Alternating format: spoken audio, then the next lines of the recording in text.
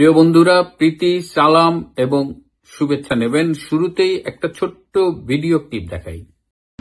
ও রায়গঞ্জের এমপি ছাড়া পাইছে, ওরে আমরা সবাই বড় বুলের এখানে নিয়ে আসবো, তারপরে বাধা রাখা হবে এবং ওর সাথে কথা হবে। আপনি ভিডিও করতে পারবেন না, আপনি ভিডিও করতে পারবেন না, আপনি ভিডিও করতে পারবেন না।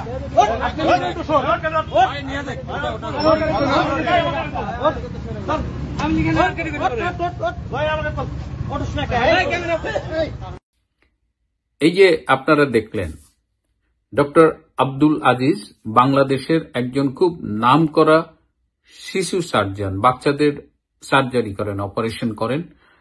ঢাকা শিশু হাসপাতালের একসময় পরিচালক ছিলেন এবং খুবই রোগী বান্ধব একজন চিকিৎসক, মানুষ বান্ধব একজন চিকিৎসক, এবং সারা দেশে তার একটা খুব সুখ্যাতি আছে ভালো চিকিৎসক হিসেবে, ভালো মানুষ হিসেবে। এবং ভালো মানুষরা যেটা হয় যে ভালো ডাক্তারদের উপর সাথে স্থানীয় জনগণের কিন্তু একটা ভালো সম্পর্ক ডেভেলপ করে। আপনি যদি খুব ভালো একজন ডাক্তার হন, দেখবেন যে আপনার এলাকার সবাই একদিকে যেমন বলবে যে আপনি তাদের এলাকার ডাক্তার, আবার তার কাছে বিপদে আপদে রোগী দেখাতে তার কাছে যাবে। তো ডাক্তার আজিজ এরকম একজন মানুষ, যাকে আমিও ব্যক্তিগতভাবে চিনতাম, অত্যন্ত সজ্জন একজন মানুষ। তো তিনি সিরাজগঞ্জে বাড়ি, তো সিরাজগঞ্জে তিনি এবার এমপি হয়েছেন, এর আগের বারও এমপি ছিলেন। তো সিরাজগঞ্জ ৩ আসনের তিনি এমপি, আওয়ামী লীগ মনোনীত এমপি, এবং তিনি স্বাধীনতা চিকিৎসক পরিষদের একজন আজীবন সদস্য, একসময় এটার নেতাও ছিলেন তিনি। তো ডক্টর আব্দুল আজিজ, তিনি আগস্টের এই তথাকথিত ষড়যন্ত্রের ফলে তাকেও বিভিন্ন মিথ্যা মামলা দিয়ে গ্রেপ্তার করা হয়।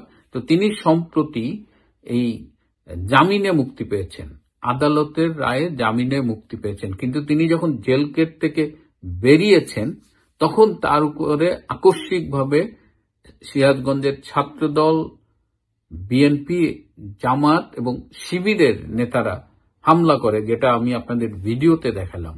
তো আমার কথা হলো যে দেশের আইন শৃঙ্খলা কি একদম নেই? একটা মানুষ আইনি প্রক্রিয়া এবং একটা সম্মানিত মানুষ, তিনি জেল গেট থেকে মুক্তি পেলেই তাকে দেখলেন যে কিভাবে শারীরিকভাবে আক্রমণ করা হলো, হেনস্থা করা হলো। এইসব বিএনপি জামাতের সন্ত্রাসীরা এই কাজটা করলো এবং তাকে বলতেছে যে তাকে কোথায় নিয়ে বেঁধে পিটাবে, কিন্তু পরে দেখা গেল যে তাকে এক পর্যায়ে পুলিশের হাতে সোপর্দ করা হয়েছে। তো হোয়াট ইজ দিস? এটা কোন বাংলাদেশে আমরা বাস করতেছি? এটা কোন বাংলাদেশ? আমরা তো এই স্বাধীনতার 53 বছরে এরকম বাংলাদেশ কখনো দেখিনি যে আইন আদালত কোনো কিছুই মানা হচ্ছে না। এবং আমি কেন এটা নিয়ে ভিডিও করছি, আমার কথা হলো যে তারেক জিয়া লন্ডন থেকে বসে প্রায় তার কর্মীদের ডিসিপ্লিনের কথা বলেন। অনেকেই বলেন যে তারেক রহমান বদলে গেছেন, তিনি দীর্ঘদিন বিদেশে থেকে তার একটা লেসন লার্ন হয়েছে। কিন্তু এবং তার দলেও অনেক নেতাই বলেন যে কর্মীদের সংযত হতে বলেন। এবং আমি আগেও বলেছি যে this is simply an I wash. মাঝে মধ্যে 2-1 জনকে বহিষ্কার করেন, সাংগঠনিক শাস্তি দেন, এগুলো সবই আই ওয়াশ। বিএনপি এবং জামাত শিবির, সন্ত্রাসী শিবির, তাদের একটুও চরিত্র বদলায়নি।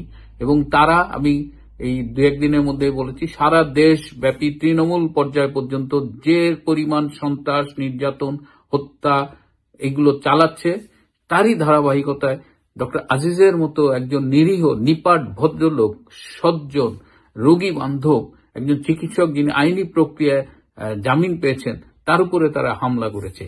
অবশ্যই নিন্দা জানাই, ধিক্কার জানাই, কিন্তু আমার মনে হয় যে নিন্দা ধিক্কার জানানো এটাই যথেষ্ট নয়, বরং এটি চোখে আঙুল দিয়ে দেখিয়ে দিচ্ছে যে আইন শৃঙ্খলাহীনতা, ললেসনেস বাংলাদেশে কোথায় পৌঁছেছে, এবং ডক্টর ইউনূসের বাংলাদেশ একদম ধ্বংসের দ্বার প্রান্তে যে দাঁড়িয়ে আছে, সেটি কিন্তু আমরা এই ভিডিওতে দেখলাম এবং এই ঘটনার মধ্যে দিয়ে প্রমাণিত হলো। আমি আবারও নিন্দা জানাচ্ছি।